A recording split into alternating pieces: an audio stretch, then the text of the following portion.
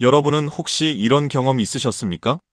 예전에는 괜찮았는데 어느 날부터 갑자기 땀이 많아졌습니다. 날씨가 특별히 덥지도 않은데 이마에서 땀이 흐르고 조금만 움직여도 등이 흠뻑 젖습니다. 외출이 겁이 날 정도이며 옷 입는 것도 가려 입어야 합니다.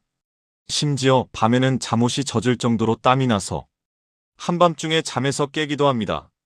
그럴 때 우리는 흔히 이렇게 생각합니다. 나이가 들어서 그런가 보다. 원래 내가 땀이 많은 체질이니까 요즘 날씨가 더워서 그렇겠지. 그런데 여러분, 모든 땀이 다 같은 땀은 아닙니다. 어떤 땀은 건강한 몸이 열심히 일하고 있다는 증거이지만 어떤 땀은 몸속 어딘가에서 보내는 조용한 경고 신호일 수 있습니다. 특히 중년 이후에 갑자기 많아진 땀, 밤에 흠뻑 젖는 땀, 그리고 이유 없이 나는 식은땀은 한 번쯤 주의 깊게 살펴볼 필요가 있습니다. 실제로 점핑장에서 만났던 60대 여성 회원 한 분의 이야기입니다. 그분은 운동을 시작한 지 10분도 되지 않아 등이 마치 물에 빠진 사람처럼 젖어버렸습니다. 티셔츠 색깔이 완전히 바뀔 정도였습니다. 그런데 이상한 점이 있었습니다. 얼굴은 생각보다 멀쩡했고 손이나 팔에는 땀이 많지 않았습니다. 오직 등만 유독 젖었습니다. 처음에는 모두가 이렇게 생각했습니다. 원래 땀이 많은 체질인가 보다. 하지만 이야기를 들어보니 사정은 조금 달랐습니다. 밤에 잠을 자도 개운하지 않았고 늘 피곤했으며 자주 잠에서 깨곤 했습니다. 병원에서 호르몬 치료도 받아봤지만 별다른 변화가 없었다고 합니다. 그렇다면 과연 이분은 단순히 땀이 많은 체질이었던 걸까요? 아니면 몸이 보내는 다른 신호가 있었던 걸까요?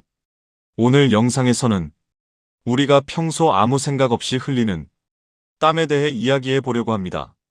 왜 사람은 땀을 흘리는지, 땀이 많으면 건강한 것인지, 밤에 흠뻑 젖는 땀은 왜 생기는지, 식은땀은 왜 위험 신호가 될 수 있는지, 그리고 운동할 때 특정 부위만 유독 땀이 나는 이유는 무엇인지 쉽고 편안하게 하나씩 알아보겠습니다. 영상을 끝까지 보시면 지금 내가 흘리고 있는 땀이 단순한 체질인지 아니면 몸이 보내는 건강 신호인지 조금 더 분명하게 이해하실 수 있을 것입니다. 따뜻한 차 한 잔 곁에 두시고 편안한 마음으로 함께 해주시기 바랍니다. 그럼 먼저 우리 몸은 왜 땀을 흘리는 것일까요? 여러분, 여름날 뜨거운 햇볕 아래를 걸어보면 금세 땀이 흐르기 시작합니다. 운동을 해도 마찬가지입니다. 그런데 가만히 생각해보면 왜 우리 몸은 굳이 땀을 흘리는 걸까요? 사실 땀은 우리 몸을 지키기 위한 아주 중요한 장치입니다. 자동차에도 엔진이 과열되지 않도록 냉각 장치가 있죠. 우리 몸에도 비슷한 장치가 있습니다. 바로 땀입니다. 몸의 온도가 올라가면 뇌는 즉시 반응합니다. 지금 너무 뜨거워지고 있으니 열을 식혀야 한다. 그 순간 피부에 있는 땀샘이 움직이기 시작합니다. 그리고 피부 표면으로 물을 내보냅니다. 이 물이 증발하면서 몸의 열도 함께 빠져나갑니다. 쉽게 말해 땀은 우리 몸의 천연 에어컨인 셈입니다. 그래서 운동을 할 때 땀이 나는 것은 오히려 건강한 반응입니다. 산책을 하거나 등산을 할 때도 마찬가지입니다. 몸이 열심히 일하고 있다는 증거입니다. 그런데 재미있는 사실이 있습니다. 똑같이 운동을 해도 어떤 사람은 땀이 비 오듯 흐르고 어떤 사람은 거의 나지 않습니다. 왜 이런 차이가 생길까요? 사실 땀의 양은 체질과 환경, 그리고 몸 상태에 따라 달라집니다. 평소 운동을 많이 한 사람은 땀샘 기능이 발달해 있습니다. 그래서 오히려 더 빨리, 더 많은 땀을 흘릴 수 있습니다. 반대로 운동이 부족한 사람은 땀이 늦게 나기도 합니다. 그래서 무조건 땀이 많다고 나쁜 것도 아니고 적다고 좋은 것도 아닙니다. 중요한 것은 언제 어떤 상황에서 어떻게 나는가입니다. 예를 들어 더운 날씨에 나는 땀은 정상입니다. 운동 후 흐르는 땀도 정상입니다. 매운 음식을 먹고 흐르는 땀도 정상입니다. 하지만 문제가 되는 경우가 있습니다. 날씨도 시원한데 가만히 있어도 땀이 흐른다면 어떨까요? 잠을 자는 동안 옷이 젖을 정도로 땀이 난다면 어떨까요? 또는 몸은 차가운데 갑자기 식은땀이 흐른다면 어떨까요? 그때부터는 이야기가 달라집니다. 그 땀은 단순한 체온 조절이 아니라 몸이 보내는 신호일 수 있기 때문입니다. 실제로 제가 만났던 한 분의 이야기입니다. 60대 초반의 여성이셨습니다. 건강을 위해 운동을 시작하셨는데 운동을 시작한 지 10분도 되지 않아 등이 흠뻑 젖어버렸습니다. 마치 비를 맞은 것처럼 말입니다.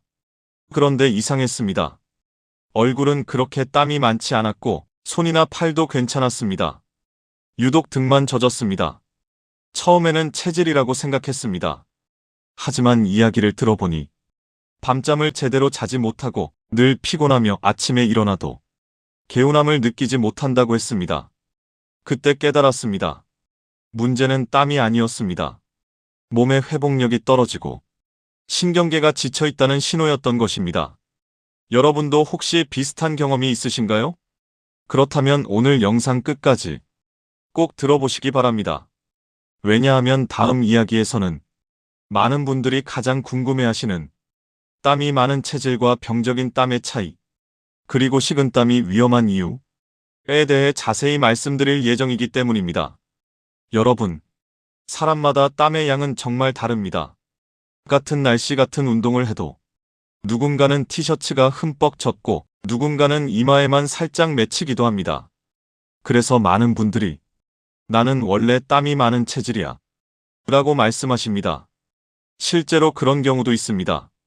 어릴 때부터 손에 땀이 많았던 분, 여름만 되면 늘 등에 땀이 많았던 분, 긴장하면 손바닥이 축축해지는 분, 이런 경우는 대부분 체질적인 특성이 포함되어 있습니다.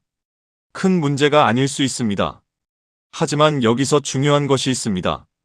예전부터 많았던 땀과 갑자기 많아진 땀은 전혀 다른 이야기라는 것입니다. 생각해 보십시오. 50년 동안 비슷했는데 최근 12년 사이에 갑자기 땀이 늘었다면 그건 몸이 보내는 신호일 수 있습니다. 우리 몸은 나이가 들면서 여러 가지 변화를 겪습니다. 호르몬 변화도 생기고 자율신경의 균형도 흔들릴 수 있습니다.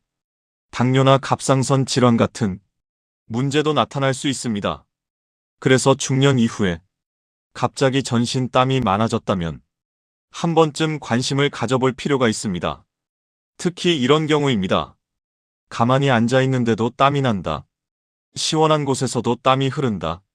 밤에 옷이 젖을 정도로 땀이 난다. 체중이 줄고 있는데 땀은 늘어난다. 이런 변화는 단순히 체질이라고 넘기기보다 몸 상태를 살펴볼 필요가 있습니다. 사실 건강은 어느 날 갑자기 무너지지 않습니다. 몸은 늘 미리 신호를 보냅니다. 다만 우리가 알아채지 못할 뿐입니다.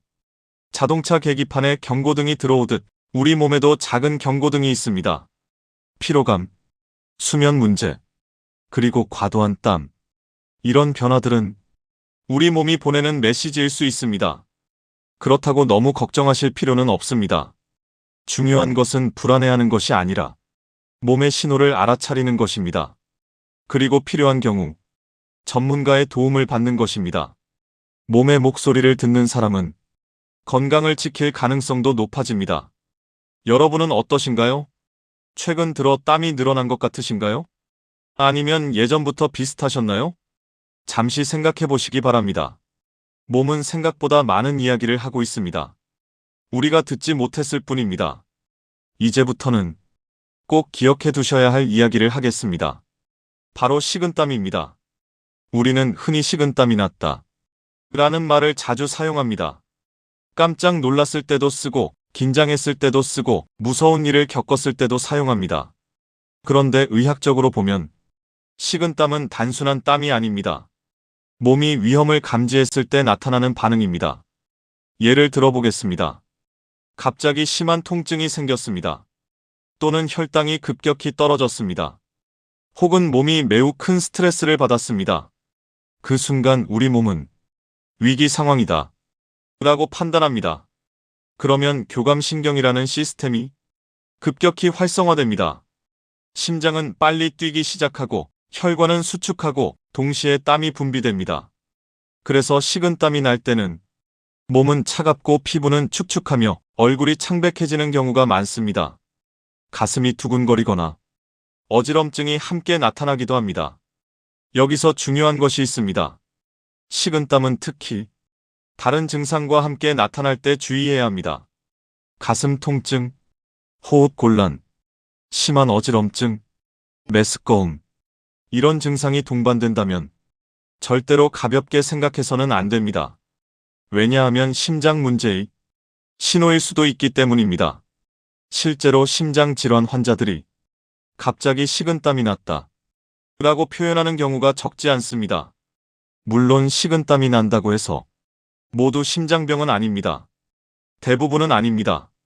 하지만 몸이 보내는 경고일 가능성이 있기 때문에 주의 깊게 살펴봐야 합니다. 제가 아는 한 어르신은 평소 건강하다고 생각하셨습니다. 어느 날 산책 중 갑자기 식은땀이 흐르고 몸에 힘이 빠졌습니다. 처음에는 날씨 때문이라고 생각했습니다. 하지만 가족의 권유로 병원을 찾았고 다행히 초기에 문제를 발견할 수 있었습니다. 만약 그냥 참고 지나쳤다면 상황은 달라졌을지도 모릅니다. 건강은 늘 그렇습니다. 큰 병이 무서운 것이 아니라 작은 신호를 무시하는 것이 더 위험할 수 있습니다. 그래서 식은땀은 기억하셔야 합니다. 몸은 차가운데 땀이 흐른다. 창백해진다. 가슴이 답답하다. 어지럽다. 이런 경우에는 몸이 보내는 경고일 수 있다는 사실을 말입니다. 다음 이야기에서는 많은 중장년층이 경험하는 밤에 흠뻑 젖는 땀, 그리고 잠자는 동안 나는 땀의 비밀에 대해 함께 알아보겠습니다. 여러분, 낮에 나는 땀보다 더 신경 써야 할 땀이 있습니다. 바로 잠자는 동안 나는 땀입니다. 한밤중에 잠에서 깼는데 베개가 젖어 있거나 잠옷이 축축해져 있거나 심지어 이불까지 젖어 있는 경우가 있습니다. 이런 경험이 있으신가요? 물론 한여름 무더운 밤이라면 충분히 있을 수 있는 일입니다. 하지만 날씨가 그리 덥지 않은데도 반복적으로 밤에 땀이 난다면 조금 더 관심을 가져볼 필요가 있습니다. 왜냐하면 잠자는 동안은 우리 몸이 쉬고 회복하는 시간인데 그 시간에 과도한 땀이 난다는 것은 몸이 평소와 다른 상태에 있다는 의미일 수 있기 때문입니다. 특히 중년 이후에는 호르몬 변화, 자율신경의 불균형, 만성적인 피로, 혈당 문제 등이 야간 발환과 연결되는 경우가 있습니다. 실제로 많은 분들이 자는 동안 땀을 많이 흘렸는데 그냥 더워서 그런 줄 알았다 라고 말씀하십니다. 하지만 나중에 건강검진을 받고 나서야 몸 상태가 좋지 않았다는 사실을 알게 되는 경우도 있습니다. 그렇다고 밤에 땀을 흘린다고 해서 모두 병이라는 뜻은 아닙니다. 중요한 것은 반복성입니다. 한두 번이 아니라 몇 주, 몇 달 동안 계속된다면 몸의 상태를 확인해 보는 것이 좋습니다. 특히 체중 감소, 만성 피로, 식욕 변화, 기운 없음이 함께 나타난다면 반드시 전문의 상담을 받아보시기 바랍니다. 몸은 늘 작은 목소리로 이야기합니다. 문제는 그 목소리가 너무 작아서 우리가 듣지 못한다는 것입니다. 밤에 나는 땀 역시 그 작은 목소리 중 하나일 수 있습니다. 이제 처음에 말씀드렸던 그 회원 이야기를 다시 해보겠습니다. 60대 초반의 여성이었습니다. 운동을 시작한 지 얼마 되지 않아 등이 흠뻑 젖어버렸습니다. 마치 물을 뿌린 것처럼 말입니다. 그런데 얼굴은 상대적으로 멀쩡했고 손이나 팔도 심하지 않았습니다. 유독 등만 땀이 많았습니다. 처음에는 단순히 체질이라고 생각했습니다. 하지만 이야기를 나누다 보니 중요한 사실이 보였습니다. 잠을 깊게 자지 못하고 늘 피곤했고 아침에 일어나도 개운하지 않았습니다. 하루 종일 무기력했고 스트레스도 상당했습니다. 여러분, 우리 몸은 생각보다 정직합니다. 낮에 받은 스트레스, 쌓인 피로, 부족한 수면을 모두 기억하고 있습니다. 그리고 그 부담이 커지면 자율신경계가 흔들리기 시작합니다. 자율신경은 심장 박동, 혈압 체온, 그리고 땀까지 조절하는 시스템입니다. 그런데 이 균형이 무너지면 필요 이상으로 땀이 분비되기도 합니다. 특히 등 부위는 교감신경의 영향을 많이 받는 부위 중 하나입니다. 그래서 몸이 긴장 상태에 오래 머물러 있으면 등 부위에 과도한 땀이 나타날 수 있습니다. 많은 분들이 운동을 했으니까 땀이 나는 거겠지 라고 생각합니다. 물론 맞는 말입니다. 하지만 운동 강도에 비해 지나치게 많은 땀이 난다면 단순히 운동 때문만은 아닐 수 있습니다. 특히 수면 부족과 만성 피로가 동반된다면 몸이 회복되지 못한 상태에서 계속 버티고 있다는 의미일 수 있습니다. 그 회원 역시 운동 강도를 낮추고 수면 습관을 개선하고 회복에 집중하기 시작하면서 점차 증상이 완화되었습니다. 결국 문제는 땀이 아니라 몸 전체의 회복력이었던 것입니다. 몸이 보내는 신호를 무시하지 마십시오.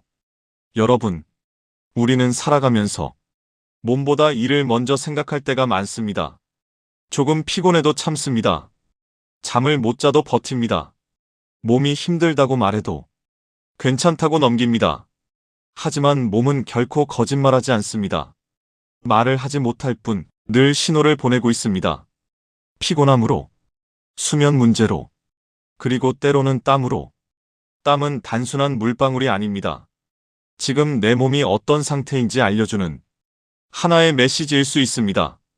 특히 이런 경우에는 꼭 기억하시기 바랍니다. 갑자기 땀이 많아졌다. 가만히 있어도 전신에서 땀이 난다. 밤에 옷이 젖을 정도로 땀이 난다. 식은땀과 함께 어지럼증이 있다.